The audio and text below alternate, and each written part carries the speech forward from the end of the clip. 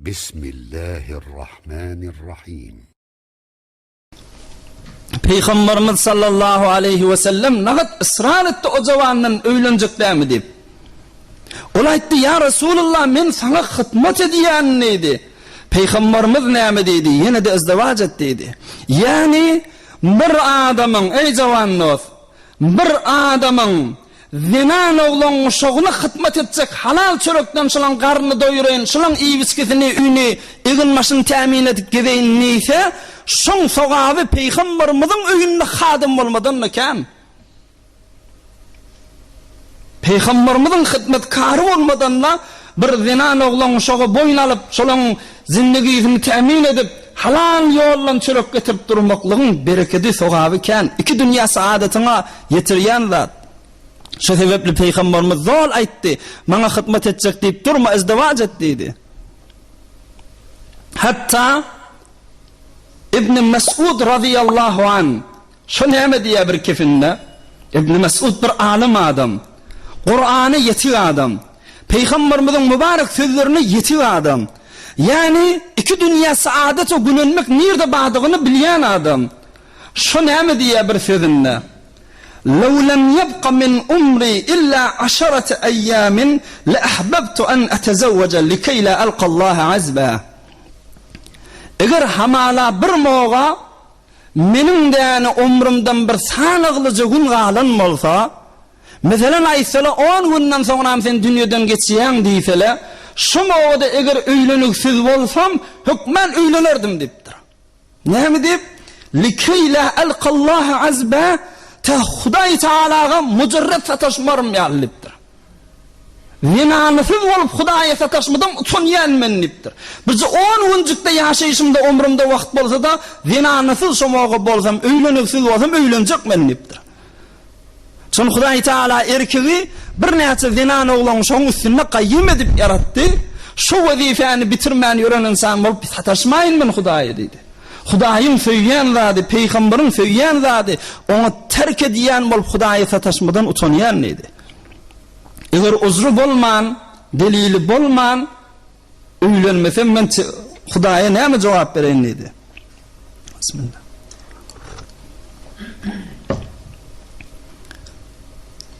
Şu nikahın, izdivac etmen, ki müteessifane şu zamanında, şu fikirli köfeliye, şu fikirli köfeliptir.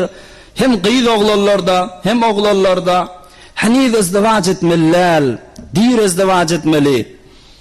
İyirden toy tutmak istiva, toy tutman, nikah etmen, ne mi peydaları vardığından haberi yok bolup şu söz aydiyen olmalı. Bolmasa Hudaýa Peygamber bagat sifariş edip, bagat tafsirlik edipdir ummatına. Tenakahu, nikahlanın, cüflenin deyiptir. Hükmen hayır bereket içinde yoktur mu? Hükmen madır. Görün nikahlan peydasından, inki nikahdan, izdivac etmeden asli maksat evlad öğrenmek. Nesil insanın nesli uzağa etmek. Evlad bolya bir insandan, bir oğlan zinanadan evlad bolma bilen nagat Huday'a qurbat tapya, nagat Huday'a karşın yakillanıya. O nazır yakillanışı. İnki evvelin Huday'a qurbat tapıp evlad bolmada sogap tapman, çün Huday'ın ödünü hoş ediyen. Huday Teala insanlığın nesli kesilmeli, mungarız olmalı deyiptir. Ta kıyamet etselin insan bolup durmalı. Ve ne kadar Kur'an'da da şu ovadan müteahhilleri evuk geldi. Şu Huday'ın şu buyruğu bitireyin deyip de Huday'ın rezayetini islesen nesi kadam evuz işleyen. Çağı olmak bilen, evlat olmak bilen evuz işleyen. Ondan sonra da rahmetlil alemin, kıyamet gün elimizden tutup şefaat edecek adam, hemmemiz gözümüz şuna tikotif. Eğer şu bizi kabul etmese Huday hiç mi o kabul edecek değil? Hazreti Server Serdar-ı Cihan Peygamberimiz sallallahu aleyhi ve sellem aya şun hoşluğu yok mu Müslüman adamın çağısı olmadı? Tenakahu, tekfuru, nikahlanın, çağı köfelin deydi Peygamber. Sen çağı bolmağın bilen Peygamberimiz hoş bolýar. Hazreti Ömer radıyallahu anh, hemmemiz Ömer radıyallahu anh'ı gowwarýar. Ve şol gowwarşymyz ýaly Hulafai Raşidini gowwarýar. Tamamy sahabeler gowwarýar. Ve gowwarýanmysak şolaň ýzyna düşmek biziň wezifämiz. Ömer radıyallahu anh näme diýär? Ma atazawwaju illa li ajli al-walad. Min juflanýanym, nikah edýänim faqat çağı köfeltmek üçin dipdir. Bilýäňizmi Hazreti Ömer radıyallahu anh dünýeden geçýänçe 9 zenane bilen izdewaj edipdir. Yani 4'ten geçirmäni kafir wagtynda musulman bolmadyk zenanalaryny talak berenleri bilen ya dünýeden geçip ya hulasa her delili 4'ten geçirmäni izdewaj eden zenanalar 9 zenana.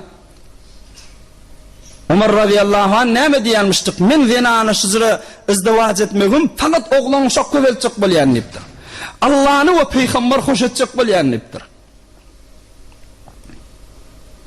Ýene de qurbat sogap derejedegi bir insana gowlugy çağan bolsa ey musulman oğlan, eger çağı senden soňram galsa, yani sen dünýeden geçýän çağan ýygyňda galsa, çağan hayru bereketi, edýän sogaplary, okuyan Kur'anlary, sana edýän dualary ýygyňdan barp durjak. Wal baqiyatus salihat boljak. Aya insana bir ulukun hayır dälmi? Geçen adamlaň himmejigi ulukun gynanýan zatlary şu oğulsyz bolup dünýeden geçdiler, çağasyz bolup dünýeden geçdiler. Hay men adam tutuljak där o dünýäň ýüzünde dip narahat bolup ağlap geçipdirler. Çağasy ýok bolup ya bolupdy dünýeden geçip. Adam her haçan dünýeden geçmeli. Ýygyňdan bir owlady sahlyk galypda ýygyňdan adamy tutup dua edip otursa, aya ulukun insany gerekli zat demiş. برای مشاهده ویدیوهای بیشتر به کانال یوتیوب سخنرانی‌های علماء ترکمن سر بزنید، مشترک بشید و منتشر کنید، اجر ببرید.